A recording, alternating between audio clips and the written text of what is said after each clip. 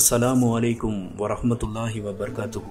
அருமை சகோதர சகோதரிகளே, அல்லாஹ்வின் நல்லடியார்களே, கொட்டாவி தொழுகையிலே வந்தால் என்ன செய்வது? முதலில் கொட்டாவியை குறித்து அல்லாஹ்வின் தூதர் ரசூல் ஸல்லல்லாஹு அலைஹி வஸல்லம் அவர்கள் எப்படி எச்சரித்திருக்கின்றார்கள் என்பதையும், அந்த கொட்டாவி தொழுகையில் ஏற்பட்டால் நாம் என்ன செய்வது என்பதையும் பார்க்கலாம். புகாரி என்ற நபிமொழி தொகுப்பினிலே 3289வது ஹதீஸாக இடம்பெறுகின்றது.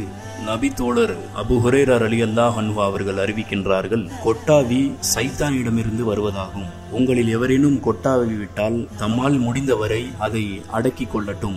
ஏனெனில் எவரேனும் ஹா என்று கொட்டாவி விட்டால் அந்த சத்தம் சைத்தான் அதை கேட்டு சிரிக்கிறான் என்று சொன்னார்கள் அல்லாஹ்வின் தூதர் நபி ஸல்லல்லாஹு அலைஹி வஸல்லம் அவர்கள். மேலும் திருமிதியிலே 2747வது ஹதீஸாகவும் இடம்பெறுகின்றது. அல்லாஹ்வினுடைய தூதர் ரசூல் ஸல்லல்லாஹு அலைஹி வஸல்லம் அவர்கள் கூறினார்கள், அல்லாஹ் தும்மலை விரும்புகின்றான், மனிதர்கள் தும்மக்கூடிய தும்மலை விரும்புகிறான், ஆனால் கொட்டாவியை வெறுக்கிறான் என்று சொல்லிவிட்டு ஹா என்ற சத்தத்தோடு யார் வாயை பிளந்து கொட்டாவி விடுகின்றார்களோ அந்த மனிதர்களை பார்த்து ஷைத்தான் சிரிக்கிறான் என்று சொன்னார்கள் அல்லாஹ்வினுடைய தூதர் ரசூல் ஸல்லல்லாஹு அலைஹி வஸல்லம் அவர்கள். மேலும் முஸ்லிமிலே 5210வது ஹதீஸாக இடம்பெறுகின்றது, உங்களில் ஒருவருக்கு கொட்டாவி ஏற்பட்டால் அவர் தமது வாயின் மீது கையை வைத்து மறைத்து அதை தடுக்கட்டும், ஏனெனில் ஷைத்தான் அப்போது வாய்க்குள் நுழைய முற்படுகிறான் என்றார்கள் ரசூல் ஸல்லல்லாஹு அலைஹி வஸல்லம் அவர்கள். மேலும் முஸ்லிமிலே 5221வது ஹதீஸாக